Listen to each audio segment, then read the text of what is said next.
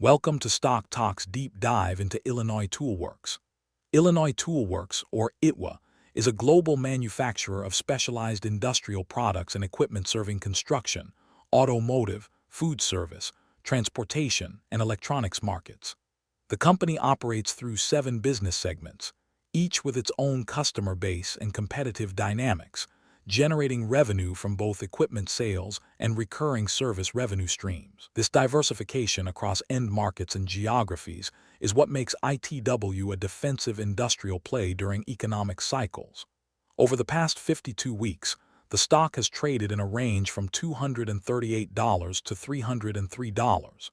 As of Wednesday, May 13th, the stock is trading at $250, positioning it near the middle of that range. Let's work through the fundamentals, scene by scene. Starting with a quick business overview. Illinois Toolworks generates revenue through the design, manufacture, and distribution of engineered fasteners, appliances, specialty food equipment, automotive aftermarket products, and industrial packaging. The company's competitive moat is built on 3 pillars. First, switching costs embedded in its customer contracts and integrated supply chain relationships.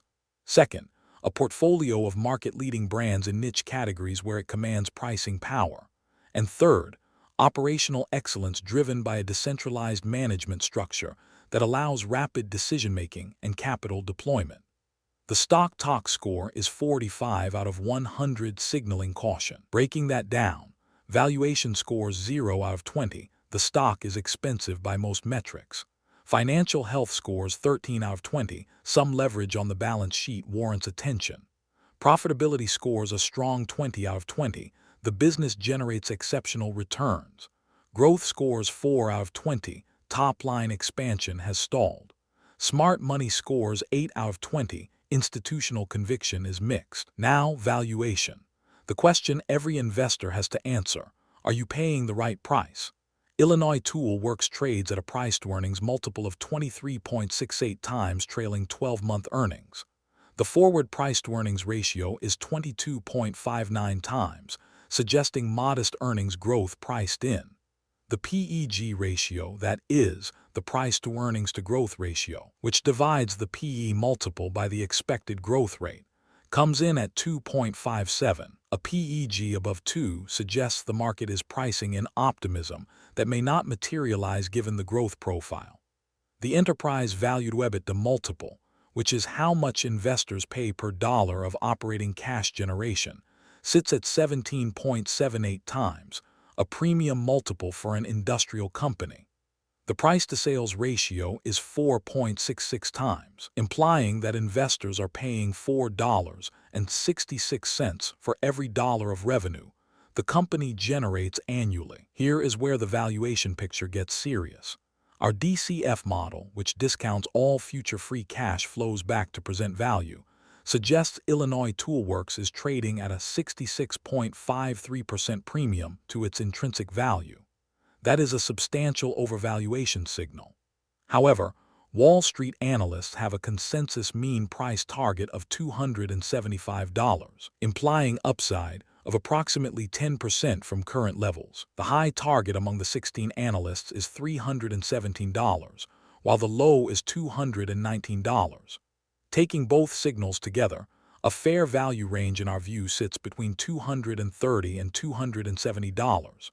That range reflects the tension between the DCF signal, which screams the stock is expensive, and the analyst consensus, which suggests modest upside remains. Market sentiment around Illinois Toolworks leans bullish. The company is widely regarded as a premier defensive industrial name with solid fundamentals and a reliable dividend. Near term, the July earnings release will be a key catalyst to monitor, with consensus expecting earnings per share of 2.79. Moving to financial strength, how solid is the foundation? The Piotroski F-score is 5 out of 9. This 9-point checklist examines profitability, leverage, liquidity, and operational efficiency. A score of 5 is middling. It signals that while the company is profitable and generating cash, there are red flags on the balance sheet and working capital management. The Altman Z score, a bankruptcy risk model, comes in at 7.97. Scores above 3.99 indicate a safe company with low bankruptcy risk, and Illinois Tool Works clears that threshold comfortably. However, the balance sheet does carry meaningful leverage. The cash-to-debt ratio is 0.09, meaning the company has just 9 cents of cash for every dollar of debt. That is tight.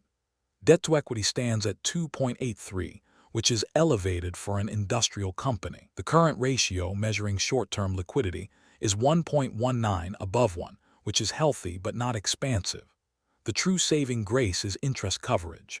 The company generates 14.43 times its annual interest expense in operating income. That means even with high leverage, debt service is not a constraint. The verdict: Illinois Tool Works has a solid balance sheet overall, but leverage is a material consideration. Management must maintain operational discipline and cash generation to service the debt load. Next up, profitability. Is this business actually making money efficiently? Return on invested capital, or return on invested capital, is 26.53%. That is exceptional. For every dollar of capital the company deploys, it generates 26.5 cents of operating profit annually. This is a hallmark of a business with genuine competitive advantages. The gross margin, revenue minus cost of goods sold, is 44.12%. That means on a $100 sale, the company keeps $44 before operating expenses. Operating margin, which captures operating profit after all operating expenses, is 26.42%. For every $100 of revenue, $26 falls to the bottom line before taxes and interest. Net margin is 19.32%, the final take-home after all expenses, taxes, and interest. This is a best-in-class conversion. Free cash flow margin is 16.69%, meaning the company converts nearly 17 cents of every revenue dollar into cash it can deploy for dividends, debt repayment, or reinvestment. Return on equity, a measure of how efficiently management deploys shareholder capital, is 97.25%, extraordinarily high, though partly driven by the leverage we noted earlier. Return on assets is 19.57%. The verdict is unambiguous. Illinois Tool Works is a profitability machine. The business converts revenues to cash at an elite level. Onto growth: is this business expanding and at what rate? This is where the thesis hits a wall. Revenue growth over the trailing 3 years was just 0.2%. Over 5 years, growth was 6.3%. For a diversified industrial conglomerate, this is anemic. The company is essentially flat in the near term and barely growing over the medium term. Book value growth over 3 years was 3.3%, again, modest. The dividend yield is 2.45%, which is respectable and provides income, but it underscores that the company is mature and generating steady cash rather than explosive growth. Management has not provided bullish forward guidance. The core thesis on Illinois Tool Works is not that the business will accelerate. It is that the company will maintain its operating discipline, generate strong free cash flow, and return capital to shareholders through dividends and buybacks. For growth investors, this is a poor fit. For value investors seeking stable, mature businesses with pricing power, this is more compelling. The question is whether the current valuation, trading at 23.68 times earnings with negative organic growth, leaves room for error. In our view, it does not. This is a business that must execute flawlessly to justify its multiple. Now let's talk smart money. What institutional capital is actually doing with this name? Illinois Tool Works is held by 11 top-tier gurus and value investors tracked by Dataroma. Thomas Gaynor, the portfolio manager at Markle Group, holds the stock as 0.71% of his fund, representing significant conviction, and has made no change to his position. Mayors and Power Funds also hold shares, though they have reduced their position by 1.48%, signaling a slight loss of conviction. Of all 13F institutional filers in our database, just 8.8% are net buyers. That is, they own more shares than they did in the prior period. A truly bullish setup would have at least 50% of institutions in buy mode. That is not the case here. Insider ownership is just 0.59%, which is remarkably low. Management owns almost no skin in the game. Over the last 3 months, there have been 0 insider buy transactions but 2 insider sell transactions. This is a yellow flag. When insiders are selling and holding minimal equity stakes, it suggests they may lack conviction in the current valuation or the near-term outlook. The absence of insider buying, paired with the modest institutional accumulation, creates a picture of cautious positioning among those closest to the company. And finally, the verdict. Let's bring it all together.